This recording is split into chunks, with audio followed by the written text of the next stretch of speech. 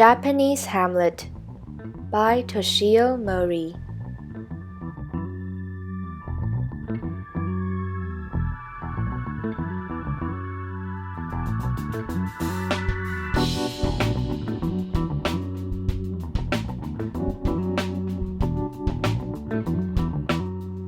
He used to come to the house and ask me to hear him recite. Each time he handed me a volume of the complete works of William Shakespeare. He never forgot to do that. He wanted me to sit in front of him, open the book, and follow him as he recited his lines. I did willingly. There was little for me to do in the evenings, so when Tom Fukunaga came over, I was ready to help out almost any time. And as his love for Shakespeare's plays grew with the years, he did not want anything else in the world but to be a Shakespearean actor.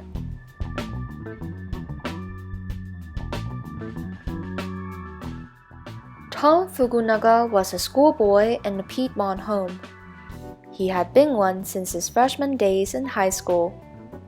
When he was 31, he was still a schoolboy.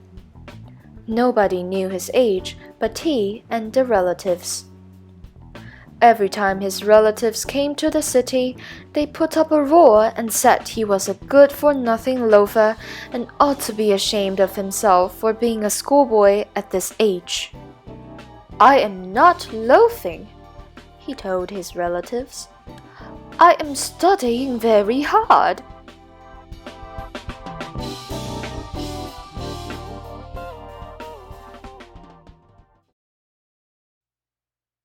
One of his uncles came often to the city to see him.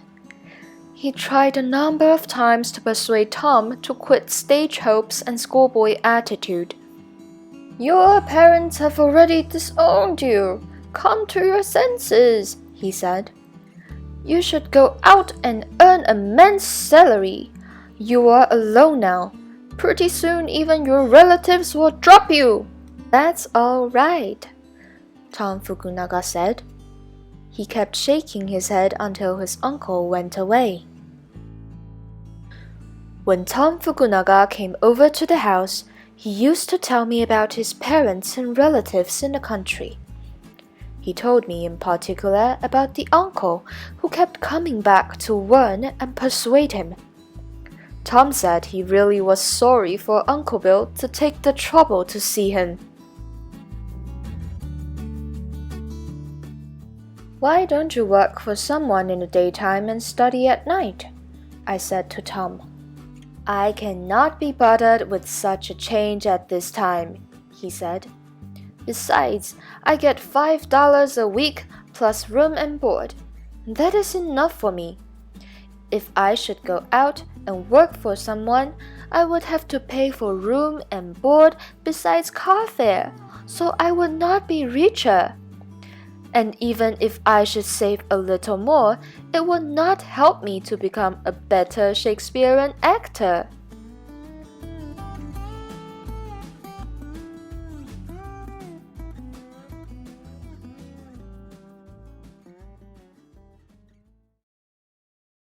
When we came down to the business of recitation, there was no recess. Tom Fukunaga wanted none of it. He would place a cup of water before him and never touch it. "Tonight we'll begin with Hamlet," he said many times during the years. Hamlet was his favorite play. When he talked about Shakespeare to anyone, he began by mentioning Hamlet. He played parts in other plays, but always he came back to Hamlet. This was his special role, the role which would establish him in Shakespearean history. There were moments when I was afraid that Tom's energy and time were wasted, and I helped alone to waste it. We were miles away from the stage world. Hey, Tom Fukunaga had not seen a backstage. He was just as far from the stage door in his 30s as he was in his high school days. Sometimes as I sat holding Shakespeare's book and listening to Tom, I must have looked worried and discouraged. Come on, he said. Have you got the blues? One day I told him the truth. I was afraid we were not getting anywhere, that perhaps we were attempting the impossible.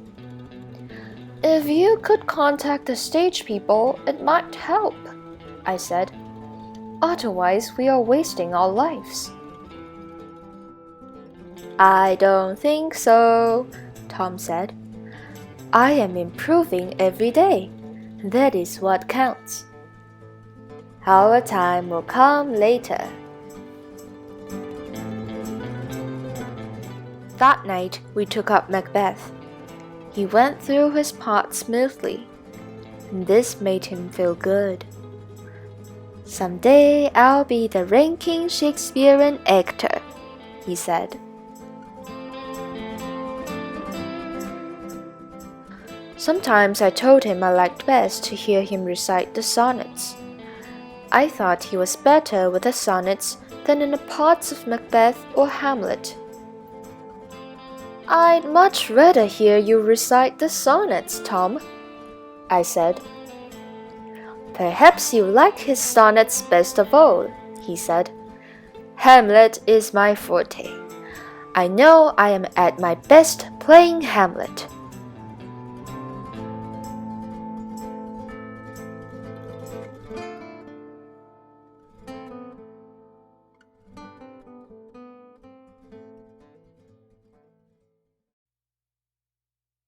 For a year, Tom Fukunaga did not miss a week coming to the house.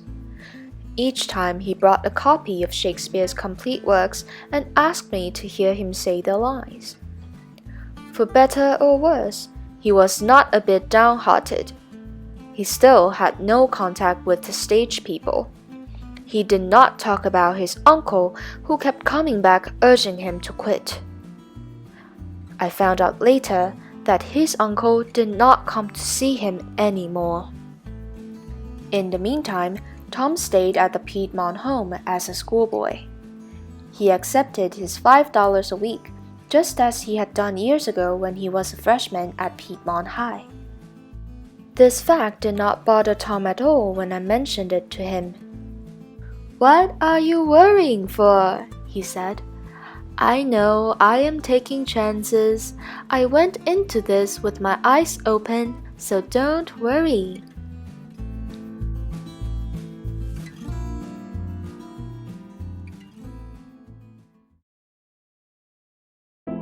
But I could not get over worrying about Tom Fukunaga's chances. Every time he came over, I felt bad for he was wasting his life and for the fact that I was mixed in it. Several times I told him to go somewhere and find a job. He laughed. He kept coming to the house and asked me to sit and hear him recite Hamlet. The longer I came to know Tom, the more I wished to see him well off in business or with a job. I got so I could not stand his coming to the house and asking me to sit while he recited. I began to dread his presence in the house, as if his figure reminded me of my part in the mock play that his life was, and the prominence that my house and attention played. One night I became desperate. That book is destroying you, Tom. Why don't you give this up for a while? He looked at me curiously without a word. He recited several pages and left early that evening. Tom did not come to the house again. I guess it got so that Tom could not stand me any more than his uncle and parents.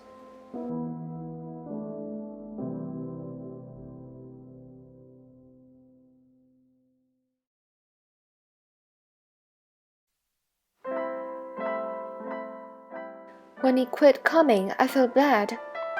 I knew he could never abandon his ambition. I was equally sure that Tom would never rank with the great Shakespearean actors, but I could not forget his simple persistence. One day, years later, I saw him on a Piedmont car at 14th and Broadway. He was sitting with his head buried in a book, and I was sure it was a copy of Shakespeare's. For a moment, he looked up and stared at me as if I were a stranger. Then his face broke into a smile, and he raised his hand. I waved back eagerly. "How are you, Tom?" I shouted.